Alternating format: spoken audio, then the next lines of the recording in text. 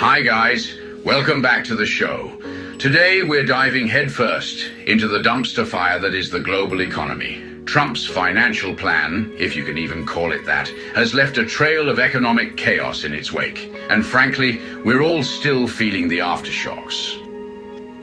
From the increased volatility to the systematic dismantling of long-term trade relationships, let's explore how these policies, fueled more by ego than economic sense, have shaped the global economy. Right, let's start with the cornerstone of Trump's economic policy, tariffs. Trump, in his infinite wisdom, decided to target China specifically. You see, in Trump's mind, China was using some sort of Jedi mind trick to steal American jobs and money. So he hit them with tariffs, and not just a little slap on the wrist. We're talking devastating economic sanctions on billions of dollars worth of goods. The result? The global market basically had a collective heart attack. Now, you might be thinking, well, Paul, surely these tariffs were strategically targeted to hurt China while leaving American industries unscathed. Sorry, but that's not how this works. Take the American manufacturing sector, for example. Trump promised to bring back manufacturing jobs. My hero. But tariffs on steel and aluminum made materials more expensive for American companies. The tech industry, relying on global supply chains, also took a massive hit. Suddenly, cheap Chinese components these companies relied on weren't so cheap anymore. And let's not forget about agriculture. China, once a major buyer of American soybeans, found new suppliers. Well, what did he think was going to happen? Now let's talk about global supply chains. Those intricate webs of interconnected businesses that bring us everything from our smartphones to our socks. Trump's tariffs threw a giant wrench into this well-oiled machine. Companies that had relied on Chinese manufacturing for decades suddenly found themselves in a bind. So, what did they do? Some companies started scrambling to find alternative suppliers in other countries, desperately trying to piece together new supply chains. Other companies, faced with mounting costs and uncertainty, started considering the unthinkable, moving their manufacturing out of China altogether. The trade war. This is not a drill. Let's go back to that trade war with China, shall we? It was like watching a tennis match played with live grenades. Every time Trump lobbed a tariff at China, they'd fire one right back. The trade war created massive uncertainty in the global economy. Businesses didn't know what to expect. Investors were pulling out their hair, and economists were desperately trying to make sense of the economic tea leaves.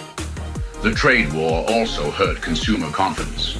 People were worried about the rising cost of goods, about losing their jobs, about the future of the economy. The Fed to the rescue. Not so fast. Where was the Federal Reserve in all of this? They did do something. The Fed has tools to keep the economy stable. One tool is interest rates. They cut rates to stimulate the economy. But some would argue that they cut rates too quickly. Let's talk about foreign investment for a moment, shall we? Foreign investment is when companies or individuals from other countries invest money in the US economy. That's a good thing, right? It's a sign of confidence in the US economy. But remember that growing uncertainty we talked about earlier, the uncertainty caused by Trump's trade wars and unpredictable economic policies? Yeah, well, foreign investors are not big fans of uncertainty. When Trump started throwing tariffs around, like there's no tomorrow, foreign investors, understandably, started getting cold feet. They hesitated to invest in the US, worried about the impact of future tariffs, trade wars, and the inevitable economic instability. Now let's talk about trade agreements, those complex documents that govern international trade. Trump, in his infinite wisdom, decided that the best way to deal with trade agreements was to blow them up and see what happened. He renegotiated NAFTA, the North American Free Trade Agreement with Mexico and Canada, resulting in the USMCA. The problem is that Trump's approach to trade agreements again created a lot of uncertainty and instability in the market. Finally, let's talk about the US dollar. That little piece of paper that we all know and love, or at least pretend to understand. The value of the dollar, like any currency, fluctuates based on a variety of factors, including economic conditions, political stability, and, you guessed it, trade policies. When Trump started waging trade wars and implementing unpredictable economic policies, the value of the dollar went on a roller coaster ride that would make the Hyperion look tame.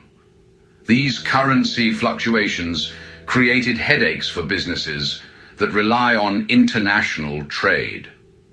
Suddenly, the cost of importing and exporting goods became much more volatile, making it extremely difficult to plan and budget. So, there you have it. A whirlwind tour of the economic chaos unleashed by Donald Trump's ill-conceived financial policies. To summarize, Trump's tariffs and financial dealings have had far-reaching effects on both US and international markets. The interconnected nature of the global economy means that these policies will continue to shape financial landscapes for years to come. Thanks for watching, and don't forget to like, comment, and subscribe for more in-depth analyses.